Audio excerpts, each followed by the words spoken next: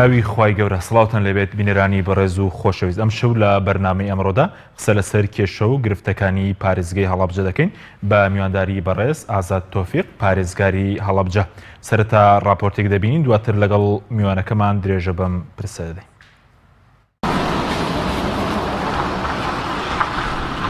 دوای 5 ساڵ لە بڕیاری بە پارێزگابوونی تاوەکو ئێستا حکوومەتی عێراق وەک پارێزگایەکی فەرمی مامەڵە لەگەڵ هەڵەبجە ناکات. دوای ئەوەی لە مانگی 3 ساڵی 2014 حکوومەت و سەرۆکایەتی هەرێم بڕیاریاندا هەڵەبجە بکرێتە پارێزگا، بەڵام بەهۆی تاوانەکردنی ڕێکارە هونەری و ئیداریەکان تا ئێستا حکوومەتی عێراق وەک پارێزگا مامەڵەی فەرمی لەگەڵ هەڵەبجە ناکات. بەشێکی هۆکاری تاوانەکردنی ڕێکارەکانی بە پارێزگابوونی هەڵەبجە لە بەغدا دەگەڕێتەوە بۆ کەمتەرخەمی حکوومەتی هەرێم و نوێنەرانی کورد. هەرچەندە لە هەڵەبجە دەست کراوە بە هەوڵەکان بۆ کۆکردنەوەی فەرمانگە فیدراڵیەکان، بەڵام لە بودجەی 2019 عێراق هیچ بڕەپارێکی سربەخۆ لە بودجەی پەرەپێدانی پارێزگاکان بۆ شارەکە دانەنراوە. لەلایەکی ترەوە دوای 4 ساڵ لە پەسەندکردنی یاسای ئیدارەی پارێزگای هەڵەبجە لەلایەن پەرلەمانی کوردستان، یاساکە بە تەواوی جێبەجێ نەکراوە. بە پێی یاساکە دەبێت ئەنجومەنی پارێزگای هەڵەبجە پێک بێنرابایە، بەڵام دوای 4 ساڵ بەهۆی ناکۆکی حیزبی ئەنجومەنەکە دەست بەکار نەبووە. هەرچەندە ناوی کاندیدانی ئەنجومەنی پارێزگای هەڵەبجە ڕەوانەی وەزارەتی ناوخۆی حکوومەتی هەرێم کراوە، کەچی تاوەکو ئێستا پەسەند نەکراون. جگە لەوەش لە ڕووی خزمەتگوزاری و چارەسەری بەرکەوتوانی بریندارانی کیمیابارانی هەڵەبجە شارەکە ئاوڕی جدی لێ نەدراوەتەوە. نەبوونی هەڵەبجە بە پارێزگایەکی فەرمی لە عێراق لە کاتێکدا لە 16 سەی 2014 بە بڕیاری سەرۆکایەتی هەرێم هەڵەبجە کرایە پارێزگا. پێشتریش پارلەمانی کوردستان لە ساڵی 1999 بڕیاری دابوو شارەکە بکرێتە پارێزگا. لە 5 شوباتی 2015 پارلەمانی کوردستان یاسای ئیداری پارێزگای هەڵەبجەی پەسەند کرد.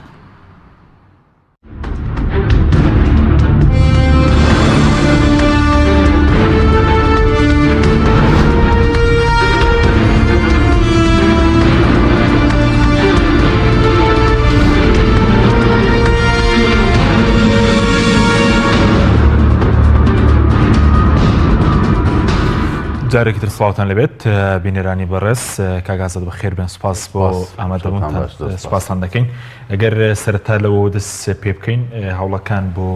مەسەلەی بە پارێزگابوونی هەڵەبجە لە بەغداد بەکوێ گەیشتون، بۆچی تاکو ئێستا بە فەرمی تاوا نەکراوە پرسە لە بەغداد؟ بەناوی خۆی گەورە، سوپاس بۆ بەڕێستان. دیارە مەسەلەی پارێزگابوونی هەڵەبجە ئەگەڕێتەوە بۆ 12 2013 و دوای گەڕێتەوە بۆ ساڵی 2014 و لەو کاتەوە ئیتر خەریکی ئەوەن کە هەڵەبجە بێ بە پارێزگا بە شێوە ڕسمیەکە. لە 2014 کۆمەڵی ئیشکالی سیاسی ڕوویا ڕەبتی بە مەسەلەی داعش و هاتنی شەڕ و جەنگ و شۆڕ و دوای ئەوەش وردەوردە کێشەی دیوان هەرێم با بڵێن دەوڵەتی عێراقی ئیشکالی تێکەوە بە پلەی یەکەم. اینجا مەسەلەی هەڵەبجە بۆ پارێزگا بوون ئێستا جهودێکی باشەیە، بە تایبەتی لە هەموو فراکسیۆنەکان. ئەمە لێرەوە کەودایان جادیکەکە لە کەناڵی میدیاکان تومە سوپاسیانەکەم لە دەروی هەموو خلافێکی فکری و ئایدیای ڕەنگە جیاوازەکان لەسەر هەڵەبجە و بە پارێزگا بوونی هەڵەبجە و دابینکردی بودجێ هەڵەبجە کۆکرد. ئەوە چاوەڕوانین کە بۆ حکومەی بەڕێز جەنابی سەرۆکوەزیران دکتۆر عادل عەبدولمەهدی تەفاومێکی باشی هەیە، بۆ حکومەی بەڕێز سەرۆک کۆمار فەخامەتیان جەنابی کاک بەرهەم ئێستا سەرۆک کۆماری عێراقە لەوە چێت کە ئەم حکومەتی نوێی عێراقەم کابینێ تەشکیل بوو. ئێمە بە وەفدێکی ڕسمی سەردانی بەغاکەین، شوێنانی معنی بەو کەیسەیە بینین، هیواداریش ئەوانیش بەو متەفاهمی خۆیان هەیەە مەسەلەی معەلەقبوونی یا هەڵواسینی ئەو قەزەیە کە پێوتێ پارێزگای هەڵەبجە نەمێنێ. باشە، بەس کاگازە تۆ کارەکەی چی بووە کە تەنها شەڕی داعش بووە یا خۆتۆکاری تر بۆ کە 5 ساڵە خۆت ئاگاداری ئەم بڕیارە دراوە لەلایەن هەرێمی کوردستانەوە؟ یعنی کەم تەرخەمێکە لە کێ بووە کە لە پەرلەمانتارەکان لە نوێنەرانی کورد هەرگیز کەمتەرخەمێکە لە حکوومەتی عێراقی فیدراڵە بە پلەی یەکەم، چونکە لە 30 دوانزەی 2013 کە ئەمریکا دەرەچێت دوای لە 4 دوی 2014 بە تەواوی با بڵێن پەسەند دەکرێ و لە مەجلیسی نەوابە و سەرۆک کۆماری عێراق و جەنابی مالیکی و کاتە کۆبنەوەیکی ڕسمی لەسەرەوە کات لەو کاتۆبێتە دوای مەسەلەی شەڕی داعش، دوای ئەو مەسەلەی ڕیفراندۆم، دوایەوە ئەو ئیشکالێتی نێوان حکوومەتی هەرێم و ئەوان خۆزانیان بۆ ساڵێک لەگەڵ عێراق نە قسەی لەگەڵ ئێمە بوون، ئێمە قسەمان لەگەڵیان بوو. یعنی ئەوە تۆزێ وەزعەکەیت بوو، ئەوە کەیسەکانی کەش خراپ و ێژێرە خۆزانی لە بەغاوات نمزان فلان دایرە چەند کەسی تایە مەعاشخۆر چێکیان نەکردین وانە بوو خەریب و حکومەتی هەرێمە نەمێنێ. ئەوانە سەبەبن بەڵام هیواداری ئێستا بە پێی شخصیاتە نوێەکانی ناو کابینەی نوێەکەن هەم بەڕێز متەفاهیمی جەنابی دکتۆر عادل عەبدولمەجید بەڕێز جەنابی سەرۆک کۆمار و ئێمەش وەکو وەفدێک سەردانەکەین هەموو شتە یاسایەکانی هیواداری ئەویش کارە لەبێت. بەڵێ بەس کە بەرز دەڵێ لە ئەنجومەنی وەزیران ئەم بڕیارە پەسەند کراوە لە پەرلەمانی عێراق پەسەند کرابێ ئەی ئیشکالەکە چیەکە؟ ئیشکالی ئەساسی مەسەلەی ئەوەیە کە ئێمە نەیانتوانیەوە بجێکمان بۆ دابین بکەن وەکو پارێزگایکی سەربەخۆ بجێ ئێمە بەپی نەسەمەی هەڵەبجە دیاری کراوە کە هەڵەبجەی نەسەمەی هەڵەبجە واتە ژماری 120,000 ئەکاتە چەند و پۆین چەند لە نسبەی محافەزەی سلێمانی ئەوەیە ئیلا هیچ کردیە بەڵام دیارە خۆتان ئەزانی ینی لە عێراقا ئێساش ڕێی هەیە کە هەڵەبجە لەبێ پارێزگا لەلایەن ئەمر زەید لە پەرلەمان هەیە لە مؤسساتی حکومی باڵادەست هەیە بەڵام ئەوە ڕۆژت یەکەم لە پەرلەمان تەزیکرا دوماتە ناو مەجلیسی وەزەراوە سێم جەنابی مالێکی بەڕێزیان پێشەوەی ئەم دەورەی تاوا بێت کۆبنێکی مەجلیسی وەزارایی کە لەسەر ئەوە ئەوەی کە گرنگە مەسەلەن نییە ئەو شوێنانی کە بۆ مدیرێتێکی عامی سەرجەم پارێزگاکان هەیە لەوەی کە سەربەخۆن لەوەی کە پارێزگایکی سەربەخۆن پاساپۆرت چۆن لە سلێمانیە لە هەڵەبجە هەیە نفوز باسانەن جنسیە بڵێن ئیقامە بڵێن مەسەلەن کارتی نیشتیمانی ئەمە هەموو ینی مەلامیحی ئەوەیە ئەساسی مشکلەکە ئێمە هەڵەبجەین ماڵمان وێران بووە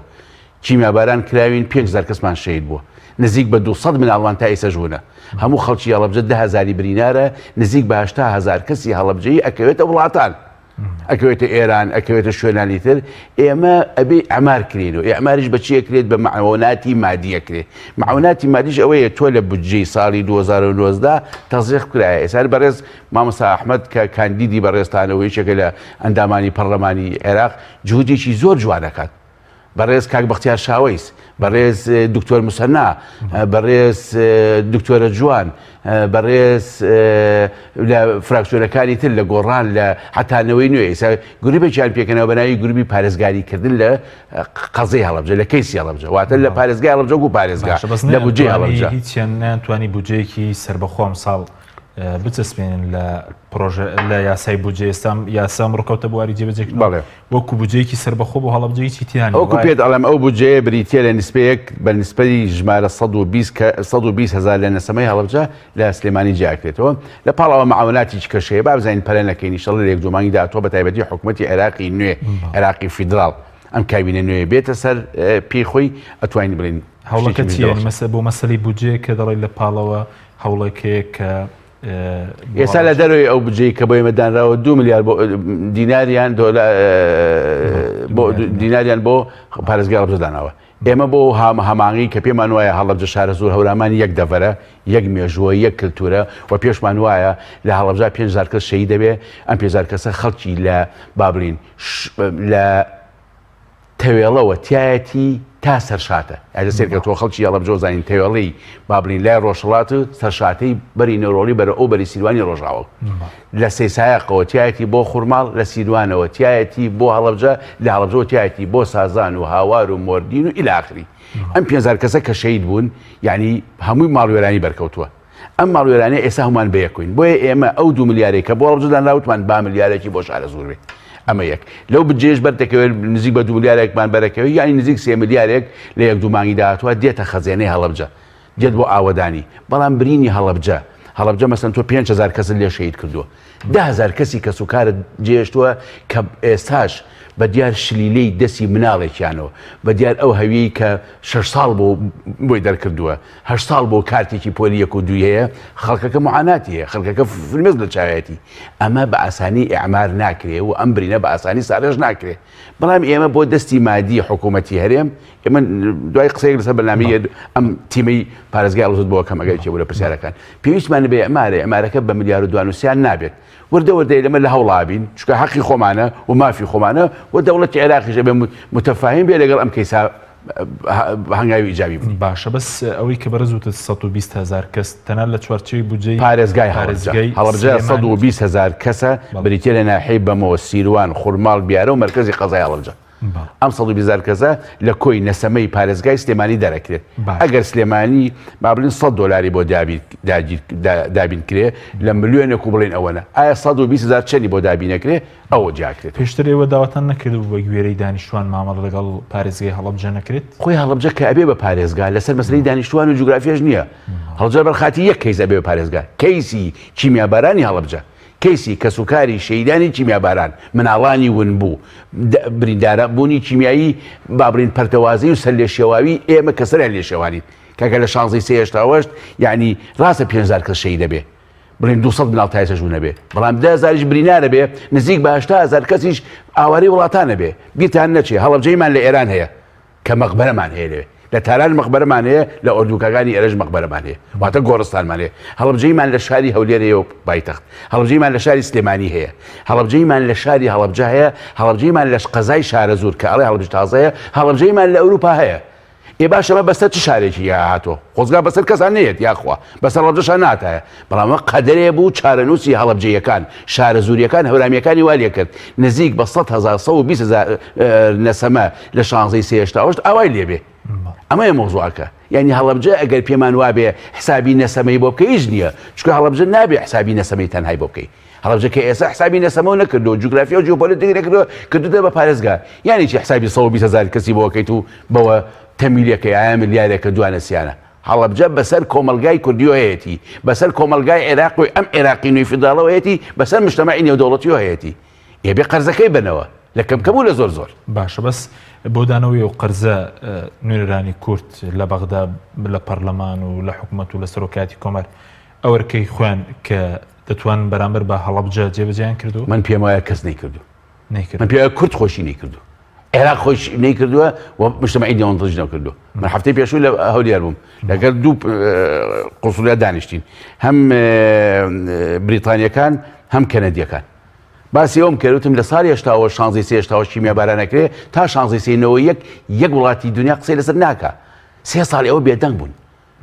کەڕ بوون لە ئاستی ئەمە لاڵ بوون لە ئاستی ئەمە کوێر بوون لە ئاستی ئەم کارەساتە گەورە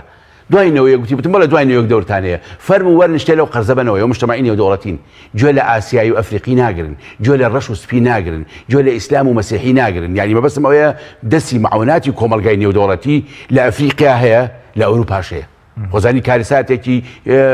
باڵی سروشتی کە لە ئەوروپا ڕوە کە ئەوروپا زۆر تێرەوانە یارمەتی ئەدرێ لە ئەفریقا ژۆدا هەر یارمەتی ئەدرێ لە ئاسیا ژۆدا هەر یارمەتی ئەدرێ ئەمە ئەگەر وەکو کولتور سێریکەی سێ کولتوری گیان وەکو ئاینی شتێریکەی مەسیحی تایە مسلمانی تایە گیان جوان لەوە نییە ئەبێ ئەم مجتەمەعی نێودەوڵەتیە بێتە سەرخەت بۆ هەڵەبجە ئێمە لە ئیدارەی هەڵەبجە پارێزگای هەڵەبجە و پارێزگاری قایمقامی هەڵەبجە و بەڕێوەبەری ناحیەکانی هەڵەبجە و بەڕێوەبەری بابلین گشتیەکانی پارێزگای هەڵەبجە هەموو یەک تیم کارێکمان کردو بۆ سێ فۆرم فۆرمێکیان بریتێ لەوەی حکوومەتی هەرێمی کوردستان ئەبێ هەڵەبجەی کردو بە پارێزگا یارمەتی مادی معنەوی بودجە موچە و ئەمنیەت چی پارێزێ عێراقی ئەمڕۆژ کە بووە بە چی کە بۆ بە وڵاتێکی نوێ لە دوای نوێی چواری 2023 واتە لە دوای ڕۆژی سقوط وەیکەرەکە لەسەر ئەساسی جملەیەک بووە ئەو جملەش ئەوەیە کۆڵەن پاول لە مەجلیسی ئەمن ئەڵێ دەوڵەتی عێراقی نیزامی سەدام خاوەنی چەکی کۆکوژە ئەم بوونی ئەم چەکەش مایە هەڕەشەیە لە سەلامەتی منتیقیای بێ نەمێنێ لە نوێی چواری 2023 تا کۆبڕ ئەوەرە چەکی کۆکوش لە عێراقانە دۆزراوەتەوە جگە لە هەڵەبجە نەبێ تاکە دیکۆمنت بۆ گۆڕینی نظامی عێراقی بەم نظامی حکومەتەی ئەمڕۆ هەڵەبجەیە ئێدەوەرە بم کە بە محافظە کردووی بە محافظە بەجددی بم کە یارمەتیشم بە کنسوڵخانانت چی بوو کەەوە بەڵەوتیان ڕازەکەن ئەوتیان بەڵێ ڕاستەکەی ئەخە قوڵ بەسە سێرکە بەسەر ئەڵمانیەکان ئیشیان کردو هەڵەبجە فەڕەنسیەکان ئیشیان کردووە کۆماری ئیسلامی ئێران ئیشی کردووە برای خۆم بڵێم یعنی زۆر لە وڵاتان ئیشیان کردووە هەڵەبجە مەسەڵەن بڵێن GIZ ئەڵمانی هەیە ئیشی ئەمارەکە مەسەڵەن بڵێن شنەبای یابانی هەیە ئیشی بیناکە مەسەڵەن بڵێن UNDP ئیشی ئەمارەکە یعنی منەظەمات هاتووە لە هەڵەبجە ئیشی کرد بێت بەڵام ینی تۆ حسێب کە ئەگەر تۆ $1000 لای من بێ من 100,000 بەمەوە هیچ نییە لە $4,000 لانی کەم با $500 بەمەوە یعنی ئەو کارەساتە گەوری هەڵەبجە بە ڕاکێشانی جادەیەک بەکردنەوەی خەسەخانەیەک بە دروستکردنی پردێک ئێمە ماڵی هەچ کەس ئاوا چرای ماڵێکی هەڵەبجە شارە زۆر هەورامانم بۆ پڕەکارێنەوت ماڵی هەچ کەس ئاوا 2 کڕۆتە باشیرم بۆ سلکی تەربیەم دابینەکە ماڵی هەچ کەس ئاوا با بڵین مەترێ جادەم بۆ قیرەکە بەڵام برینی هەڵەبجە لە ڕووی ئەعمارەوە برینی هەڵەبجەش لە ڕووی ڕۆحیەوە بەم شتە مەعاوناتانە بەسیتانە حەل نابێ بۆیە ئێمە بەو خطابێکمان هەبوو لە فۆرمێکە مواجهەی حکومەتی هەرێممان کردو هەموویمان بینیوە هەموو دەسەڵاتداری حکومەت هێرم و مواجهی دەوڵەتی عێراقیشمان دەوڵەتی مجتمعی نێودەوڵەتیشمان کردووە بە زمانی کوردی عەرەبی ئینگلیزی فارسی تورکی بۆ ئیمان ناردووە مواجهەی دەوڵەتی عێراقی ماوە بە قسە تقریبا قسەمان لەگەڵا کردوون با بڵین بەڵام ئێمە سەردانێکی ڕسمیەکەین بەنیازن سەردانی بەڵێ لە سەردان ڕسمیەکە دوایەوە ئەم کابینەی بەڕێز دکتۆر عادل عەبدولمادی تەشکیل بوو ئەچینە بەغدا بەڵێ ینی دەتانەوێت چی بکەن لە بەغدا بۆچی چمە بەستێک اینجا طبعا بەغا ئەرچێکی لەسەرشانە جیا لە ئەرکی حکومەت هێرێ مجتمعی نێودەوڵەتیش ئەرچێکی لەسەرشانە جیا لەوەی بەغا و جیا لەوەی حکومەت هێرێ بۆ ئێمە چین بۆ بەغا پێڵێن تۆ محافەزەی هەڵبژێر کردو بە محافەزەی نۆزدەمە دایری پەساپۆرتی کردو تۆ ئەبێ متەمیلکی ئەمر دەرکردو بۆ نفوس ئەبێ لە ڕووی لۆجستی و یارمەتی بی مەسەلەی نشینگە بۆ کردوم ئەبێ خەڵکم بۆ تاینکەی ئەمە بۆ ناوخۆ بۆ مەسەلەی دارایی بۆ مەسەلەی تجارە مەسەن تۆ قەرارە هۆڵێکم بۆ بکەی پارەکەشی تاوە بووە خراوەتەوە بجێ 2009 دەوەرە بە عملی پاچم بۆ بە لە زەوی هەڵەبجە بۆ دروستکردنی هۆڵە ئەمە دوو یەنە وزارەتی دارایی ئەمە هەڵەبجەیە لەبەر خاتنی کەس و کاری کیمیابەران بۆ بە پارێزگا لەبەر خاتی 100,000 و 120,000 نەبووە ئەبێت تۆ مامەڵی لەسەمەم لەگەڵ نەکەی ئەچین بۆ لای بەڕێز سەرۆکی کۆمار ئەو وەزارەتانەی ئەو وەزارەتانی معنین بە فۆرمێک و بە یاداشتێکی حازرە پێشکەشیانەکەی باشە بەس ئەو فەرمانگە فیدراڵێنی کە پێویستە لە پارێزگایەک دەهابێت دەبێت چەند بێ ئێتە چەندی لە هەڵەبجە کراوەتەوە ئەمری هەمووی دەرچووە ئەو مهمە لە حکومەت هێرێم لە حکومەتی عێراقی و لە حکومەت هێرمیش ناوخۆ هەمووی تەڵزێ کراوە باش ئەمر دەرچوو بەسکەی جێبەجێ دەکرێت من پێم وایە با بڵین هەر با زەمەنی لە 4 مانگ بۆ 5 مانگی داهاتوو لە 4 مانگی داهاتوو مشکلی هیچ مؤسساتێکی ئیتیحادیمان نامێنێ واتە خۆزانی هەندێک مؤسساتن سەر بە حکومەت هێرم نین بەتەنها تۆ مەسەر پەساپۆرتە نشینگەیە نەفوسە کاتی نیشتیمانیە ئیقامەیە ئەمانە و زاتی ناوخۆی عێراقی با بڵین هەم مەسئولی یەکەمیانە هەمە بێت تەمویلی لۆجستی ئەوان بیکە تەمویلی ئیداری و مادیش ئەوان بیکە و ئەمریکەش بێت لەوانەوە دەرچێت ئێمە کاری حدودیمان ڕەبتی بە دەوڵەتی عێراقەوە کاری گومرگمان ڕەبتی بە دەوڵەتی عێراقەوە ئەم شتانی کەوتم ڕەبتی بە نفوس و بە جنسیە و بەوانەی ڕەبتی بە دەوڵەتی عێراقەوە دەوڵەتی عێراق ئەمریکای دەرکردووە ئەبێ بێتە سەر بۆواری پراکتیکی لە 4 مانگی داهاتووە هیوادارین بەهۆی سەردانی ئێمە بەهۆی هاوکاری ئەوان اینجا بەو لۆبیش کە بە ناوی گروپی هەڵەبجە سەرجەم لایەنەکان کۆمەڵن گۆڕانن نەوەی نوێن یەکێتین پارتین یەکگرتوون هەر هەمویان لۆبیێکی باشیان کردووە بە ناوی پارێزگای هەڵەبجە لەسەر کەیسەکەی لەسەر قەزیەکەی لەسەر بودجەکەی بەرهەمی هەبێ بەڵام خۆش دەزانی ینی لۆبیێکی 5-6 کەسی هەم لەناو پەرلەمانە کەمن لۆبیێکی 5-6 کەسی هەم لەناو ئەنجومەنی وەزیرانە ئەو دەنگە ناخوا بەڵام ئەبێ هەڵەبجە ئیسیسنا بێت لەمە ئیسیسنا بێت لەوە کە 120,000 و چەندی بەرەکەوادەی لە پۆینتی ئەوەی بەرێ 120,000 و چەندی بەرەکەوی بەرێ هەڵەبجە قەزەیەکە من پێم وایە هەڵەبجە جوگرافیان نییە بەتەنها یعنی هەڵەبجە چەمکێکی نوێیە خوێندنەوەیکی نوێ بۆ قەزەی کورد لە هەڵەبجەوە یعنی بێت لە هەڵەبجەوە مە سەیری قەزەی کورد سەیری پرۆسەی ئازادی سەیری ڕوخانی دەوڵەتی عێراق سەیری با بڵین حرەکەی تەحەڕوی کوردی یعنی بستنی ڕزگاری خوازانی گەری کورد بکەین بۆیە کورد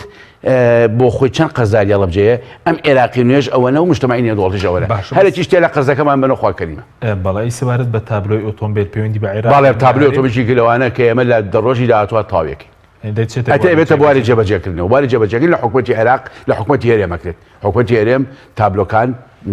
با بڵین بە نەخشی تایبەتی خۆی لە ژمارەیەکەوە بۆ پێویستی ژمارەکان تا ژمارە 10,000 تابعیەکە و ڕایەکێشێ و ڕێی ئێمەش ئەوەیە لە مەزادی عەلەنیە بە ئاشکرا بە شەفافیەت بە حضوری هەموو جیاتی معنی و میدیا لە ژمارەیەکەوە بتوان لێ بخرێت ناو مەزادێکەوە 2 دیناری پیا بکرێت بۆ ئەعماری هەڵەبجە نییە بدرێ بە کەسێک ڕاست بە یەک زەلام نادرێت بە یەک مرۆڤ نادرێت هەمووی دەخرێتە باڵێ هەمووی دەخرێتە مزایدەوە لە ژمارەیەکەوە بۆ ئەخر ژمارە باش زۆر باش ئەی سەبارەت بە حکومەت هێرێ ئەو دوایەوەی کە فەرمانی کردووە بێتە پارێزگا هەموو فەرمانەکان ئێستا بکراونەتە بەڕێوەبەرایەتی گشتیەوەی کە لە پارێزگایەکە بێت و ئێستا لە پارێزگای بەڵێ ئێمە دوو بەڕێوەبەرایەتیمان ماوە بکرێتەوە ئەویش ئەمریان هەفتەی پێشوو ئەمریکیان بۆ دەرکرد یەکیان بەڕێوەبەری کارەبایە ئەویشیان ڕێگاوبانە لە ئایندەیەکی نزیکە ئینا سەرجەم ئەو بەڕێوەبەرایەتیانی ڕەبتی بە حکومەتی هێرێمەوە ینی هاتوونە سەر پێی خۆشیان و زۆر بەسەر تەندروستی وەک پێویست کارەکە تەربیە وەک پێویست کارەکە کشت و کاڵۆک پێویست کارە بکە شارەوانی وەک پێویست کارەکە بۆ ئیلا ئاخری زەراعە با بڵین کشت و کاڵۆک پێویست کارەکە وردە ئەگەر 3-4 مابێ ئەوانیش ینی خەریکی بینا بۆ گرتنین یا خان و بۆ تەرتیبکردنین یا بەکرێوانە بتایەنە سەر پێی خۆیان باش ئەی وەکو بودجەیەکی چۆن حکوومەت یاێ ماونە لەگەڵ پارێزگای هەڵەبجەکە بودجەیەکی سەر بەخۆ ئەمە گلەی و ڕخنەیەکە لە حکوومەت یاێمی کوردستان حکوومەت یاێمی کوردستان کە پێش من بەڕێزان کاک عەبدوڵڵا و بەڕێزان کاک عەلی لێبوون بودجەیەکی بۆ داناوە بە ژمارەیەک ئەم ژمارەیە بڵین $10 $5 و توانە $5 کەش بڵین لە ساڵ دو ساڵی داهاتوە دەینێ ئەو قەرزەمان لای حکوومەت یاێمە ئێستا لەم کەناڵەوە با جوان لێبێ لە کەناڵی ڕووداوە قسەمان کرد با جوان لێبێ لە کەناڵی کورسات و قسەمان کرد جوان لێبێ تکایە حکوومەتی هەرێمی کوردستان بودجەیەکە داناوە بۆ هەڵەبجە بڵین $10 5 داوە 5ەکەی ماوە 5ەکەمان بنێ لە ڕێخوا باشە بەس ئێستا وەکو بەو کاتێک کە بەڕێز بوویتە پارێزگار بودجەی ئەو تۆ بۆ هەڵەبجە دابین کراوە یعنی لە چۆ لە حکوومەت یاێ هیچ بودجەیەکمان نیە ئەی چۆنی شوکارەکانتان ئێمە نستەیەکی 10 ملیۆنی هەیە بۆ ناو مەحافەزە یعنی تەنات هەر ئەوەی هیچی تر لەو بودجە کۆنە نزیک بە 20 ملیۆنە 25 ملیۆنێک گەرمابێ 25 ملیۆنی ئەوە نییە تۆ قسەی لەسەرقی 25 ملیۆن دینار دۆلاریش نایانی چۆن بە 10 ملیۆن پارێزگارێک ئەوە تا ئێمە هیچ ئیشمان نیە ینی مەسەلا من ناتوانم جادەیەک لێ بم من ناتوانم 100 ڕەحلە بکڕم بۆ مەکتەبێک من ناتوانم مەسەلا با بڵین فرانش تو فرانش بکەم ینی بۆ چکە بودجە نییە مانەش تەمیلی مادیەوێت ینی لانی کەم ئێستا و بودجەی کەلای حکوومەت ماوە نزیک نازان بە چەند دەفتەرێکە ئەومان باتێ بازی ئیشمان بۆ کرێ جام حکوومەت یاێمی خۆشمان چکە لە بینی کابینەی ئێستا بۆ کابینی داهاتوە ئەوانش کێشە ئیشەکانی بە مۆلەقی بەڵوەستراویشتەوەی پێشتر حکوومەت بڕیار نەدا بوو دارایەکی سەربەخۆ بۆ پارێزگای هەڵەبجە دابنرێت وەکو دارایی من ئاگام لەوە نییە بەڵام حکوومەت یاێم کە بە هەڵەبجە دەبێ بە پارێزگا بودجەیەکی بۆ دانێ مەسەن بودجەیەکی بۆ دانێ ئەڵێ بۆ دەست بە کاربوونتان ئەم بودجەیە مەسەن بڵێن بریتێ لە $100 $50 وەرگرن لە دو ساڵ دااتۆ 50 کەشی ئێستا و 50 ماوەتە نەما وەرمان نەگرێت باشە بەس وەکو فەرمانبەر کێشتان نییە لە کەمی فەرمانبەری ئەو فەرمانگانەی کە بەرەزووتت فیدراڵی بەغدان لە پارێزگای هەڵەبجە دەکرێنەوە پێویستیان بە فەرمانبەرنی خەڵکی و مەسەرەن ناوچانە کە دانامەزرێنیان سوودمەند من ئێمە لە سێ ڕۆ کێشەمانەیە کێشەی میلاکمان هەیە مەسەرەن مؤسساتم هەیە ئەبێ با بڵین 45 کەس بێ 7 کەسە بۆم تاعین ناکە ئەمە میلاک دەیان مؤسساتی وامەیە مەسەن ئەو مؤسساتانش کە دامەزرێ با بڵین ئەگەر 7 کەسیش بێ لە دوو ژوورە ئەم دوو ژوورە بێت تاقمی خەنەفەی تیابێ ئەبێ زستانە با بڵین کومبارێکی سێ بە چواری تیابێ ئەبێ سۆپایەکی پڕ لە نەوتی تیابێ ئەگەر سبلیتیش نەبێ ئەبێ لۆکرێک و دۆڵابێکی هەبێ ئەبێ مێز و کورسیی هەبێ وانە ئەبێ سیارێکی پێبێ ئێلەوەش ئیشکالم هەیە واتەمە ئیشکالی میلاکم هەیە ئیشکالی لۆجستیمی ئیشکالی مالیشم هەیە یعنی حکوومەت یاێم بودجەیەکی نییە بۆ هەڵەبجە بۆ ئەم پارێزگایە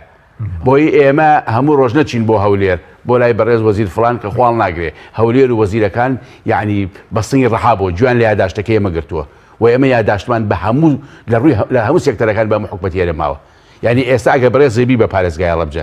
کەیسی زەراعە سیرکە یاداشتێکرد لایە چی معاناتی زەراعە هەیە ئەم معاناتە بەرە یعنی بڵ داوای لێ بکە داوا بکە بۆ جێبەجێ بکرێت یعنی مەسەلەن ئەوەیە بە مۆلەقی نەمانێشتێتەوە لەمەوە بۆ کەیسی تەربیە بڕۆ بۆ سەحا بڕۆ بۆ شارەوانی بڕۆ بۆ شەهیدان بڕۆ بۆ کارەبا بڕۆ بۆ ڕێگاوبان بڕۆ بۆ ئاوەدانی بۆ وەرهەبووی بەڵام ئەوەی هەرە ئێستا وەزعەکە یەکەم ئەم حکوومەتە تەشکیلەکەی ئیشکالە تا تەشکیل ئەبێت دووە مەسایلی بودجەوانە خۆ دەزانی وەزعەکە ئاوایە هیوادارین لەم دوو سێمانی داهاتوە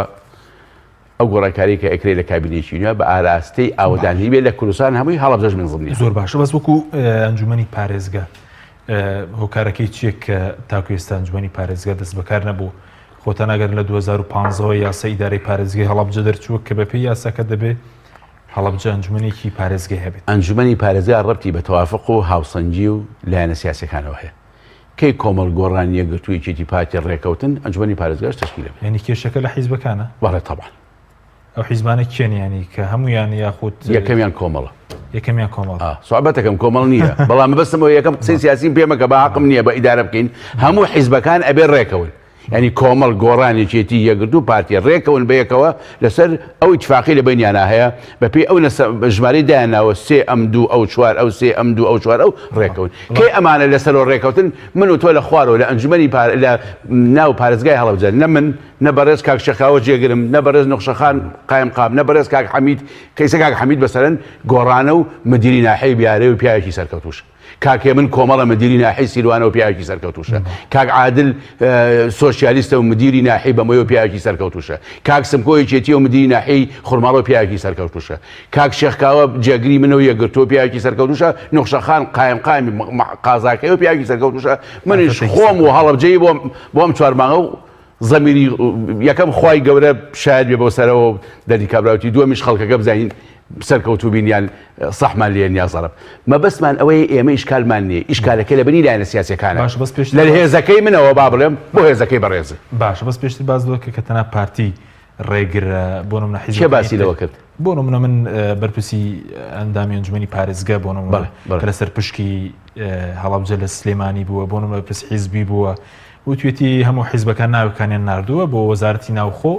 بەس پارتی ڕازی نەبووە بۆیە ڕەزامەندی لەسەر نەدراوە پێم وایە هەموو حیزبەکان سوچ و سەمێکیان هەیە لە تەشکیل نەبوونی ئەنجومەنی پارێزگای هەڵەبجە باش ئێوە چیتان کردو بۆی ئەو سەهم و سوچە خۆ دەزانی ئەنجومەنی پارێزگا بریتێ بە هەلیا هەڵبژار نەکرێت یا ڕێکەوتنی تەوافقی ناو سیاسیەکانە یعنی بە کتابی بەسەر ئازاد تۆفیقی پارێزگا یا کاکشەکاوە جێگر یا نوخشەخانی قایمقام ناکرێت حازەکە هەرچێکمان کۆبینەوە بەیانی کتابەکەین لەسەر ئەوەی ڕێکەوتن بیکەن کەس بە جۆمان ناکە چکەمە ڕەبتی بە تەوافقی سیاسیەوە هەیە تۆ خۆ دەزانی تەوافقێکی سیاسی ئەکرێت مەسەن هێزێکی سیاسی یەکەمە ناوی ئەلفە هێزێکی سیاسی دووەمە ناوی بایەک یەک سێمە ناوی جیمە یەکتر بەپی پێگەی خۆیان لەم تەوافقا کورسیان بەرەکەوێ ئەمە بۆ پەرلەمان وابێ بۆ ئەنجومەنی پارێزگاکەش حتمەن وابێ باشە بەس هیچ گرفتێک بۆ پارێزگای هەڵەبجە دروستبووە کە ئێستا ئەنجومەنی نییە ئێمە هەڵبە هەڵبجە بەس گرفتی مادیمانەیە ئەگەر حکومەتی هەرێم عێراق تەمیلی مادیمان بکات یعنی ئەتوانین شتێ بکەین بەشتێک خەڵک ژیانی ئەوێت ئەمنیەتی ئەوێت موچەی ئەوێت بودجێ ئەوێت یعنی بڕای بێ خەڵک پارێزگاشی ناوێت پارێزگای بۆ چییە یعنی ئازاد تۆفیقی بۆ چییە ئەگەر موچەی ناتێ ئەمنیەتی بۆ نەپارێزێ بودجەی ناتێ جادەیەکی بۆ ڕانەکێشێ چرای ماڵێکی بۆ پڕ نەکا لە نەوت با بڵێن دوو کڕۆتە باشیر بۆ مەکتەبێ پەیانەکە خەڵک ئەمە ئێوە و ئەمەش تەڵەبی بیدایی و ئەلڤای ژیانی مرۆڤە لەسەر زەوی ئەبێ جێبەجێ بکرێ ئەمەیە مۆزوعەکە ئەنجومەنی پارێزگاش ئێمە لەگەڵ ئەوان لە کتابمان کردو بڕواکەیت خاڵی سێم لە یاداش بۆ سەرۆکی حکومەت تەفعیلکردنی ئەنجومەنی پارێزگای هەڵەبجەیە وەرە بەیانی یاداشەکەی پیشانەم لە هەڵەبجە بەڵێ بەس چاوەڕوان ناکرێت بەم زوانە هەڵەبجە ببێتە خاوەنی ئەنجومەنی پارێزگا پەنا بەخوا بەم زوانە بێ بە هەڵەبجە بێ بە خاوەنی ئەنجومەنی پارێزگا پەنا بەخوا ئێمە هیچکارمان نییە کار ئاسانیە بۆ ئێمە و ینی ئەگەر ئێمە سێ چوار کەس بە یەکەوە قسەشە فەرمیت بە یەکەوە مشاوەرە بکەین دە کەس بە یەکەوە بیکەین باشترە عقلی دە کەس بابرین ئیرادەی دە کەس سەلیقەی دە کەس لە دوانوسیان باشتر باشە بەس لەگەڵ حیزبەکان قسەت نەکردووە بۆ کۆتایی بە ململانێ حیزبێ بێنن مەسەرەن کۆتایی بۆ ململانە حیزبێ بێنن جارە خۆشبەختانە لە هەڵەبجە بە هەموو ململانی حیزبەکانەوە بەو قورسیە نییە یعنی هەڵەبجە کۆمەڵ هەیە گۆڕان هەیە یەکگرتووە یەکێتیە پارتیە شوعیە سۆشیالیست هەیە بزوتنەوە هەیە من سەردانی هەموو مەقڕەکانم کردو پێش ئەوەی بێن بۆ لای منیش سەردانی هەمویانم کردو لەگەڵیشیان دانیشتوم هەر هەمویان ینی زۆر متەفاهیمن یعنی تۆ سێر کە ینی ئەو ئیشکالەتی لە شارەکانی کێ ناو هێزەکانایە بڕوات هەبێ لە سابیسی ئەوە لە هەڵەبجە خۆشبەختانە نییە خلافیشیانەیە و هەموو هێزێکیش حەزەکە بەرنامەکەی خۆی منهەجەکەی خۆی پێش ئەو بکەوێ و حەزێکە کورسیەک و دەنگی لێکۆ زیاتر بێ ئەمە ئەلڤایەقی خۆیانە باش بەس لەگەڵ تێگەشتن هەیە بۆچی مەسەلە سەرپرسێکی و ئەنجومەنی پارێزگا ناگەنە ئەنجام ئەو تێگەشتنە لای ئێمە هەیە لە هەڵەبجە ئەکرێ لای خەڵکەکانی تر لە شارەکانی تر لە شوێنەکانی تر نەبێ ئەوە قیادەی سیاسی یەکێتیە هی پارتیە هی گۆڕانە هی کۆمەڵە هی یەکگرتووە هی سۆشیالیستە هی حیزبی شوعیە ناگەنە نەتیجەیە وەستەوەی حیزبەکان لە ناوخۆی هەڵەبجە کێشیان نیە بەس لە دەرەوە ینی گرفتەیە نا بە بەڕێز بڵێ مەقسەمەیە ئیسا هەڵەبجە پایتەختی ئاشتیە و هەڵەبجە لە پاڵ ئەو ساتە گەورە حیزبەکان تەفەهومی ئەمیان کردووە ئێمە با کەمترین بەریەکەوتن بێت ئەمە لێرەوە جێ سوپاسە نەک جارە سەجار با یەک کەمترین توند و تیژی بێ با کەمترین زبری بێ یعنی ئەمە جێ تەقدیرە باشە ئەم حیزبانە تەبەر قیادەی هەیە یعنی بەرسین هەیە ئێبان باسی خۆم بکەم مەڵبەندەکەی من ئەندامێکی سەرکردایەتی لەوەیەک ناوی کاک جەمیلە کاک جەمیل خۆڵ ناگرێ حەزەکە لە بەیانی زووتر نییە ئەمە ئەنجومەنی پارێزگای تەشکیل بێ با بەرز مامۆستا مەلاستیق مەسوولی کۆمەڵە لەوێ خۆڵ ناگرێ حەزەکە 2 ساعتی کە تەشکیل بێ بەڵام بەرز مامۆستا مەلاستیق مەسوولێکی هەیە قیادەیەکی هەیە چۆنەکو بەرز کاک جەمیل مەسوولێکی هەیە قیادەیەکی هەیە لەمەوە بڕۆ بۆ برادانی گۆڕان بۆ برادانی یەکگرتووە بۆ برادانی پارتی بۆ برادانی سۆشیالیست حیزبی شوعی بزوتنەوە ئەوە قیادەی سیاسی ئەم لایەنانن ڕێکەون لەسەر ئەنجومەنەکە من و تۆ لێو مشکلەمان نییە ڕێکیش نەکەون ئەوامێنێت سپاس دەکەم ناوبڕێکمانە دوی ناوبڕەکە دەگەڕێت بۆ لای بەڕێز بەڵێ بینەرانی بەڕێز ناوبڕێکی کورت و دەگەڕێنەوە وڵات تۆپ ئارت تاکە بریکاری تۆڕی میدیایی کۆمەڵ بۆ دروستکردن و بڵاوکردنەوەی ڕیکلام تۆپ ئارت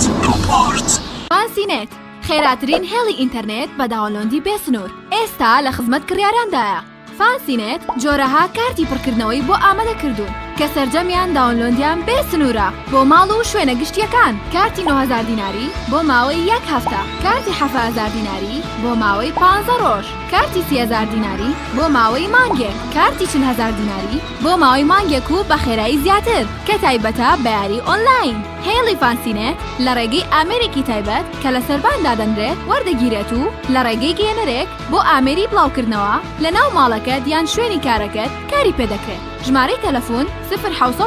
224 75 74 یان 0 194 36 37. فانسینێت.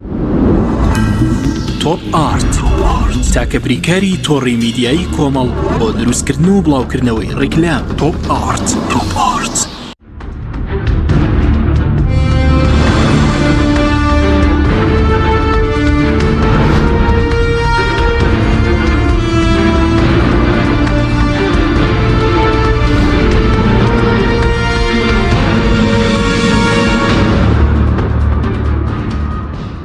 جارێکی تفاوتان لەبێت بینەرانی بەڕێز کاکگازە سەبارەت بە سنووری پارێزگای هەڵەبجە هیچ هەوڵێک بۆی کە فراوانتر بکرێت ئێستا وتوێژێکێ لەگەڵ ئەو ناوچانی دەوروبەری پارێزگای هەڵەبجە؟ من پێم وایە جارێ هەڵەبجە کە من هەموو جار قسەیەکە مەگەری خەتابی یەکەم ڕۆژی من گوێ لێ بوو بێ لە 8 مباشتەرەکەم باسی ئەوم کرد هەڵەبجە شارە زۆر ئەرامان یەک مێژووە، یەک دەڤەرە، یەک ترادیسیۆنە. هەڵەبجە ناوەندێکە بۆ ئەم دەڤەرە هەمووی. تۆ بێنە بە چای خۆت لە مۆنیمنتەکەی هەڵەبجە سواری تایارەیەک بە بەرز نابێتەوە لەسەر سەی سایق بۆ ڕۆژهەڵات بڕۆ بەرز نابێتەوە لەسەر تێوەڵێ. چۆنە بێت تێوەڵە لە هەڵەبجە جیابێت، چۆنە بێت سیسای هەڵەبجە جیابێت؟ ینی جیا لە مێژوو لە کلتور و لەوانە، یعنی مەساتەکان، یعنی بەسیرکە لە مێژووی ئەدەبیە، لە مێژووی ئەدەبیە ڕایدی شعری کلاسیکی نالیە ئێستی سایق. ئەی ڕایدی شعری نوێی کوردی چێە؟ گۆرانە هەڵەبجەیە. ئێ باشە ئەمانە شیعر ئەنووسن، ئەمانە ئەدەبیات ئەنووسن. ئەگەر خوێنەواری نەبێ ئەم ئەدەبیاتە ناڕوە. ئێ لەکوێ فێری خوێنەوارێبی لە خانەقەکانی بیارە و تێوەڵە سێرکە چەند بە یەکۆن. ئەمە بۆ مێژووی معریفی، بۆ مێژووی کلتوری، وەرە بۆ مێژووی سیاسی. یعنی مەساتی هەڵەبجە 63 لە سەی سایقا زعیمستێق پەنی خۆی یاوە لە هەڵەبجە ژیاوێت. 74 هەموو ڕاکەنیێنە هەڵەبجە لە 74 مەسەن سەی سایقی لە ناپاڵم شەی دەبێت، لە 87 مزارە لە سەی سایقە بێت، لە هەڵەبجە بێ حەسار تەختەکرێ، کانشقان تەختەکرێ. ئین تۆ سێرکە یعنی لە شەستەکانەوە کە لە هامەتیات و بۆم دەڤرە وها کەزا بۆ تێوەڵەش، بۆ خوڕماڵیش، بۆ بیارەش، بۆ ئیلاخری. ئەم مێژووە یەک مێژووە، بۆیە بەڕاستی حەقا هەڵەبجە سەی سایق شارە زۆر هەمومان یەک پارێزگامان هەبێ، هەمومان بە یەکەوە یەک مێژوومان هەیە، یەک کلتورمان هەیە، بەم پارێزگایە کارەکان بکەین. ئێمە هەنگاوی جدی هەم لەلایەن سەی سایق و خەڵکی شارە زۆر و هەم هەڵەبجە داوە و با بڵین ڕایەڵی پەیوەندیەکانمان، یعنی ئەگەر جیاوازیەکانمان جۆگەیەک بێت ڕووباری سیروانەمانگرێتەوە، ئەگەر جیاوازیەکانمان گردێک بێت چیای هەورامانەمانگرێتەوە. بۆ یعنی جیاوازیەکانمان زۆر کەمترە لە ڕایاڵی یەکگرتنەوەکە هیواداری لە ئایندەی نزیکا بە هیمەتی نخبەی خەڵکی ڕۆشنبیر لە شارە زۆر، بە هیمەتی نخبەی خەڵکی ڕۆشنبیر لە هەورامان و سەی سایق و لە هەڵەبجە بتوانین کۆنفرانسێکی گەورە بگرین، ینی هەمومان یەک دەڤەرین، یەک مێژوین، یەک پارێزگامان هەبێ. ئەگەر قوتێ هات بۆ ئەو مەنتیقە هەمووی مستەفید بێلی. باش ئەی سەبارەت بە مەسەری بەرکەوتوانی چەکی کیمیایی بۆچی وەکو پێویست چارەسەر ناکرێن؟ چونکە لەو ماوەیشدا بزانم ناوی 50 کەسیان نووسی بوو کە گرفتیان تیا و مەرەفەکە لای بەڕێستە بەکوێ گەیشتووە و پرسە؟ بەرکەوتوانی چەکی کیمیایی ئێمە 10,000 برینارمان هەیە. 10,000 بریندار. 10,000 برینار یعنی حسابی کە 5,000 شەیدمانی 10,000 برینارمان. چەندی چارەسەرکراوە؟ ئەم 10,000 من عەدەدی پێشوم لا نییە. من ئەگەر حسابی کەی من ئەمڕۆ 4 مانگ و 4 ڕۆژە لە هەڵەبجە. ینی بەیانی 4 ڕۆژە بڕۆ 4 مانگ و 3 ڕۆژیشە. ینی 4 مانگ و 3 ڕۆژ حسابی کە یەکاتە 124 25 ڕۆژ جمعە و شەمە عەتیلێ دەکەی من هێشتا 100 ڕۆژ نوێنیم. بەڵام ئێمە 46 کەسمان هەیە کە لیژنەیەکی هەیە لە سەحاب بەڕێز دکتۆر ئازادە، لە کەسوکاری کیمیاباران قوربانیان بەڕێز کاک لوقمانە، لە دارایی و ئیداری حکومەت بەڕێزێکیەیە بەیەکەوە لەسەر ئەم ناوانە ڕێکەوتون کە چێ ئەبێ بریندارە و چێ مستاقی ئەوەیە بە پێی نسبەی برینداریەکەی. ئەگە من لە 150 بێت تۆ لە 180 بێ لە 150کەی من زوو بدێرن بۆ عیلاج باشتر. ئەگە بەڕێز و خوانە خۆسە لە 170 بێ و من 50 بێ ئەوە بێ بەڕێز بدێرن. لەسەرەوە ڕێکەوتون بۆ 46 کەسە یا 42 بۆ 46 کەسە پێش 16 بنێرێ. ئەمە بریندارەکان بۆ کوێ دەنێردرێن بۆ وڵاتی ئێران ئەمە بۆ بریندارەکە بۆ ئەوانی کە ئەنێر تۆ بزان مەلەفەکە لای بەڕێز لێ کۆڵنی و لەگەڵ لەسەرەوە کردو کە بازۆک هەندێک کەس بەرکەوتوی چەکی کیمیاوی نیە بەڵام یەکەم جار ناویان لەو لیستەدا بوو نانا ئەو من لێکۆڵم نەکردووە ئەم کەیسە معنیە بە سێ کەس سەحەیە کە سوکاری قوربانیانە دارێ بە هەر بەیانی سەعات 8:30 لای منن بۆ ئەو کەیسە قسەیەکی ئەتوانی بەڕێز وەکو میدیاکارە بیتۆش چارەسەر کراوە بەیانی وەکو بەیانی بەرز کاک لوقمان بەڕێز دکتۆر ئازاد و برادری تریان دانیشی قسە لەسەرەوەکەین ئێمە ئەمانەیە خزمەتی بریندارانی چەکی کیمیایی بکەین چی ڕێیەکی منطقی هەبێت لە ڕێیەکەی ئەو لە پێشترە جوانترە مەقبولترە باشە بەس بۆچی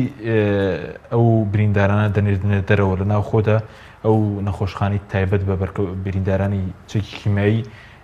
خزمەت گوزاری نییە نەکراوەتەوە کارەکەی چیە خۆت ئشکالێکی گەورە نەخۆشخانەی کیمیاباران هەیە ئشکالێکی ڕبتی بە کۆمەڵی کۆمپانیا و مەسەلەی پارە و نەدانی بودجە و ئەخۆت زانی مەسەن 2014 ئەگەر تۆ بینایەکەت گرت بێت بۆ 2014 لە 15 تۆ بجەت نانێ تۆی کە لە تاو کردووە دوای سرفەت نانێ تۆیتە دواوە حکومە دێتە دواوە ئیشکا دروستەکە بەڵام ئێمە شتێکمان کردو هەلمان کردو ئیشەڵاواکەین لە 15 ڕۆژی ئایندا و مەسەلەی خەسخانە بە تاوی هەلبێ بە هیمەتی هەموو لایەک پەنا بەخوا بۆ مانگێکی تر بڵین دەکرێتەوە دەست نا هەر لە مانگی دوای شەڕایشی جدی تیاکراوە باشە بەس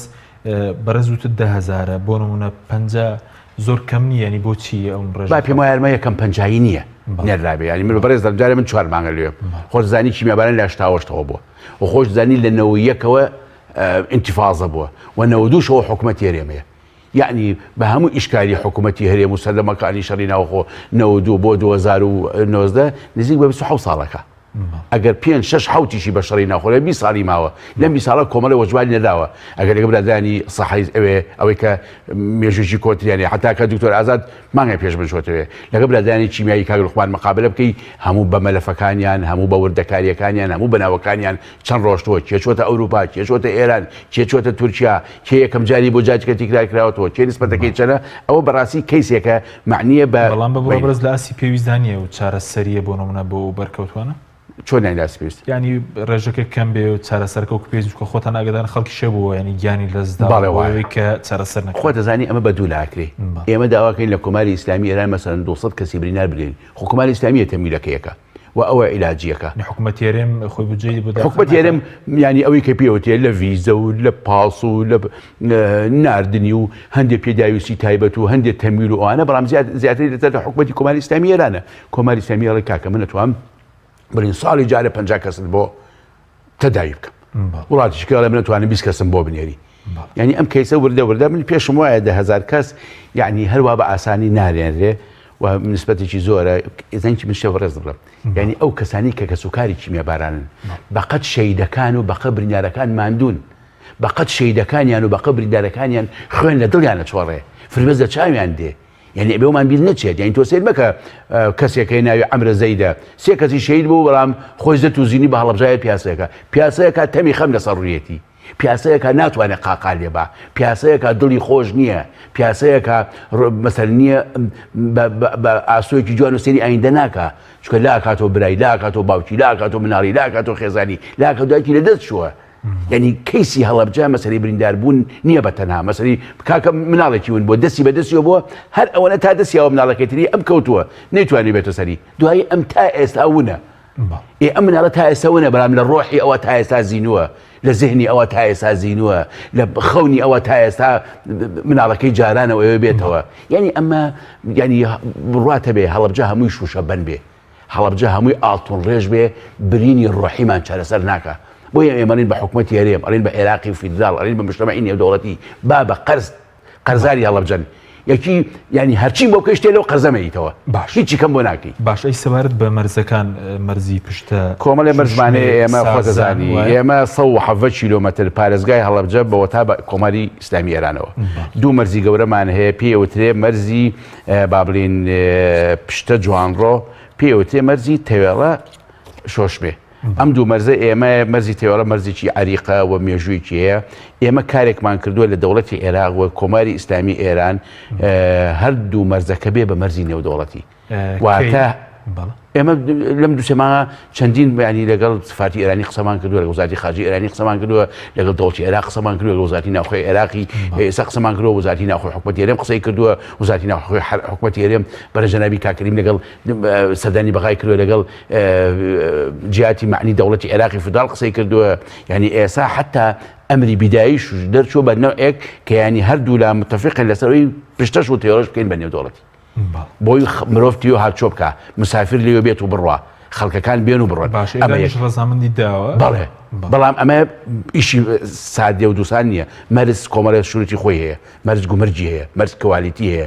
مەرجی سەحی هەیە، مەرج ڕێگاوبانی هەیە. یعنی تۆ بەسەر ڕێگاوبانێکی سەقاتت هەیە ناتوانانی ئەمە بکەیتەوە. یعنی ئەمانە هەن لە پاڵ ئەوە ئێمە مەرجەکەی پێوتە سازان ئیشمانەوە کردووە شتێکی لێ بکەین بۆ هەڵەبجە. سازان نزیکترە، ینی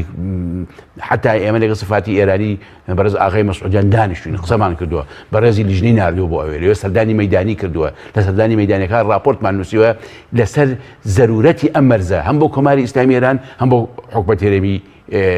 عێراق. یعنی ئەوش ئەمانەیە وردەوردەی سێمە بۆ خۆمان وەفدێک شەمە لە پارێزگای کرماشان داوت کراین کە لەسەر ئەو کەیسە چۆن بیجۆڵێن، چۆن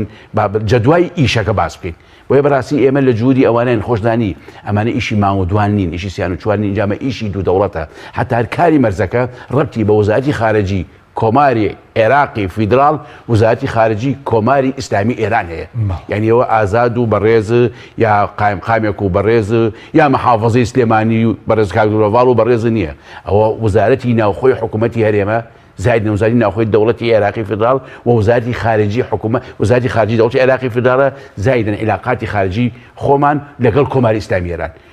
چەند ینی چەند لای ئێمە جەدوای هەبێ بۆ ئەوان جەدوای نەبێ نایکەن، چەند لە کۆماری ئیسلام جەدوای هەبێ لا ئێمە جەدوای نەبێ نایەتە سەر پێ. بۆیە بەڕاستی ئەمە کەیسێکی گرژی ئاڵۆزە ئەبێ وردە ئیشی تا بکەی بڕێنێتەوە. باش ئەی سەبارەت بە ڕێگەی دووسەید نێوان هەڵەبجە سلێمانی پەنا بەخوا ئیشی باشی کاکراوە.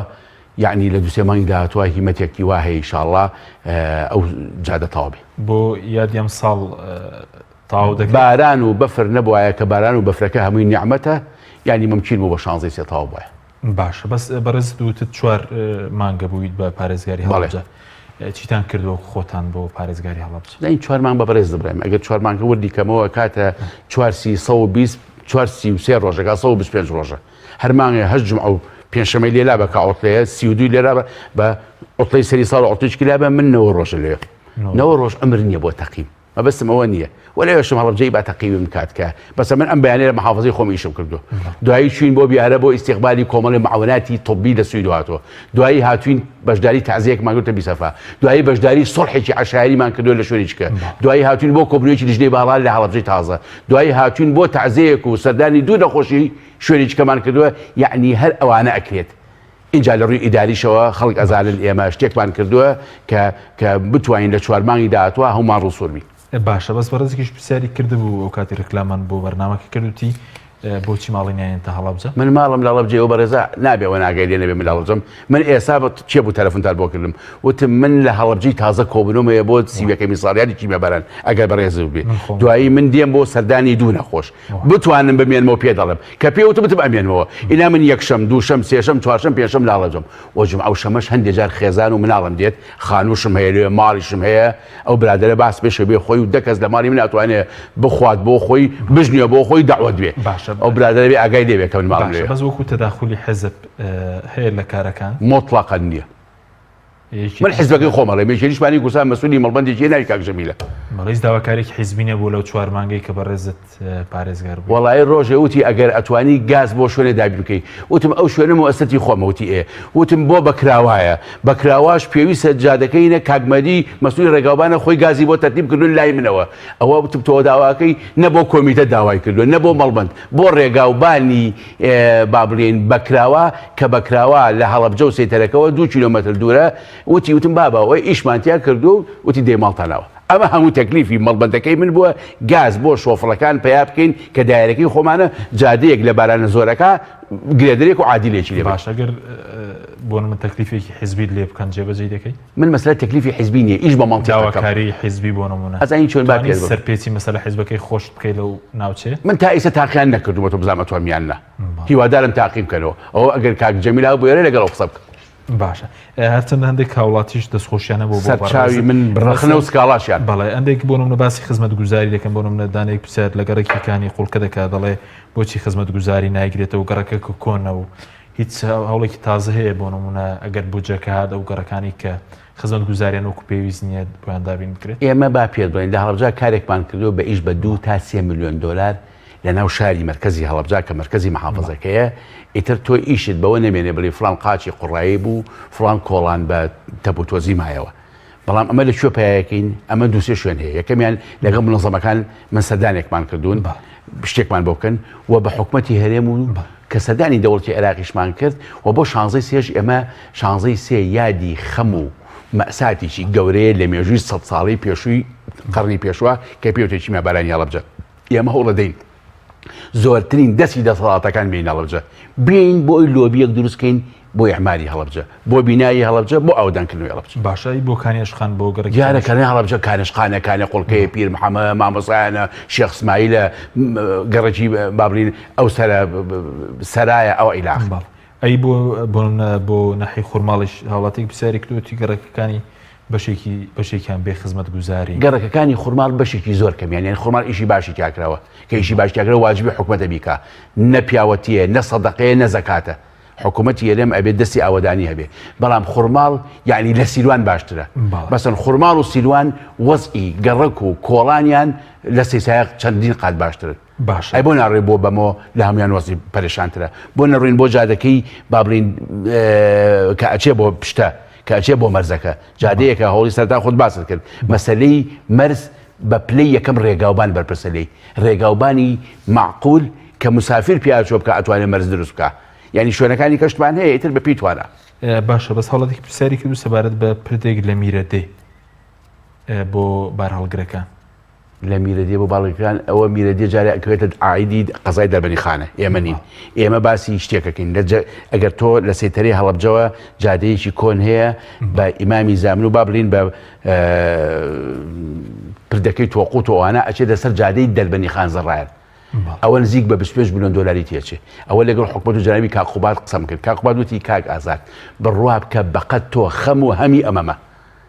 یعنی ئەوە زۆرینە وتی حتا ئێمە مەقاولشمان تەرتیب کردووە مەقاولەکە کار ئاسانیمان بۆ بکە بەوەی تا حکومەت بودجەیەکی متەمەچینی ئەبێت ئەو ئیشەمان بۆ بکە هیواداری بتوانین لە یەکەم کاری کابینەی نوێ پردی تۆقوت تەواو بکەین کە ئەو کاتە ئەگەر کەسێک ویستی خانوێ بکات هەڵەبجە گەڵابەیە چیمەنتۆ یا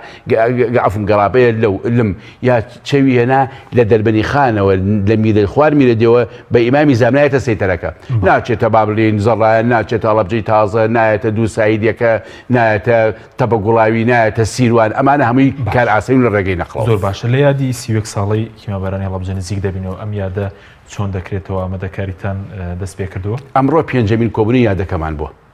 کۆبنەوەی یەکەم لەگەڵ لیژنێکی ئیسراری کراوە 30 کەس بوون کۆبنەوەی دوم لەگەڵ لیژنەی ئیسراری کراوە 43 کەس بوون کۆبنەوەی سێم لەگەڵ لایەنە سیاسیەکان هەمووی کراوە ئەوەی 1 کورسی هەیە و ئەوەی 45 کورسی هەیە کۆبنەوەی چوارەم ئەمڕۆ نەک پێنجەم ئەمڕۆ کۆبنەوەی چوارەم بووە کۆبنەوەی چوارەم ئەمڕۆ کراوە بە حەزوری لیژنەی باڵا